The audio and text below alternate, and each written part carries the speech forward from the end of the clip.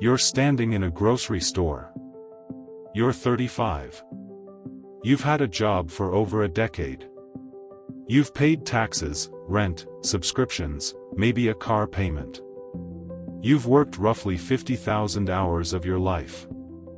And your savings account has less in it than your checking account. Which also isn't great.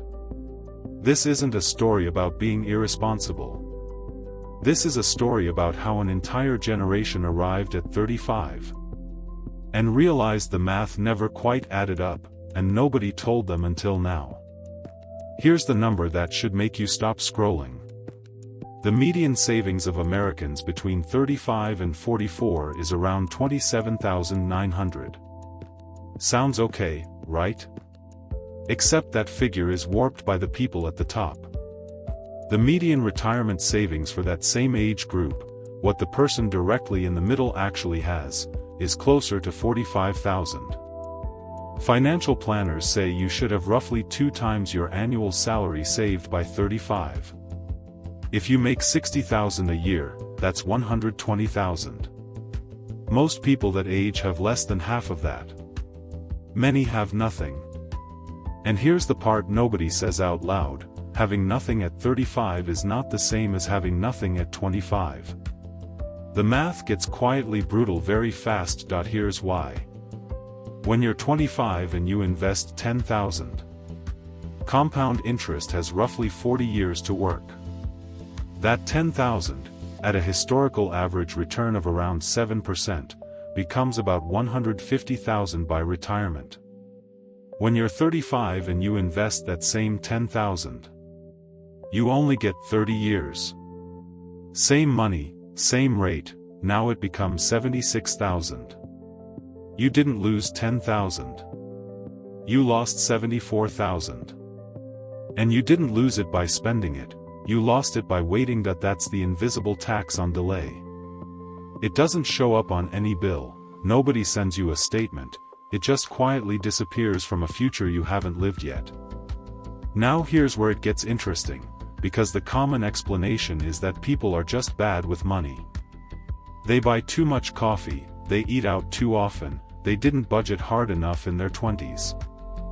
But run the actual numbers. The average college graduate in 2010 entered a job market that had just collapsed. Entry-level salaries were suppressed for years. Rent in major cities has risen roughly 70 to 100% in the last decade.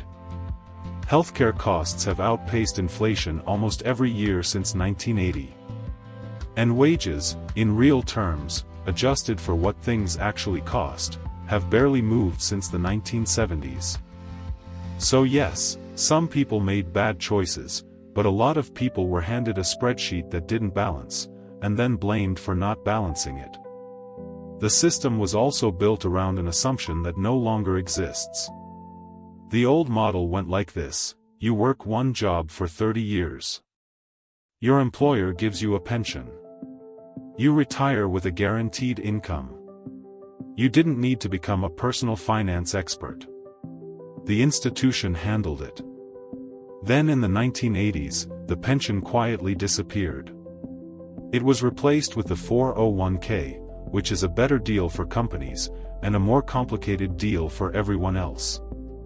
Suddenly, individuals were expected to understand contribution limits, employer matching, index funds, asset allocation, and market timing. Most people were never taught any of this. Not in school, not at home, not at their first job. They were handed a form on day one and told to pick a percentage.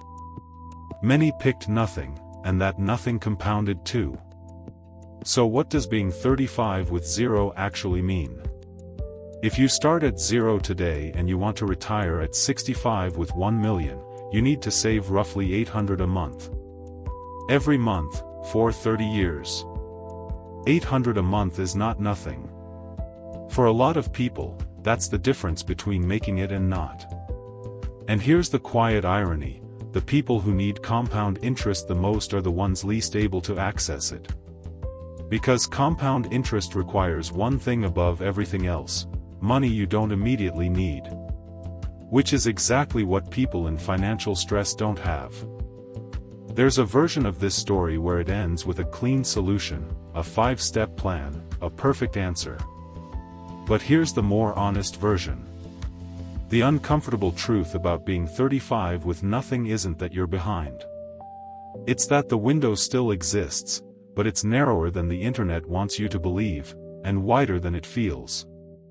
What actually matters from this point isn't the perfect strategy.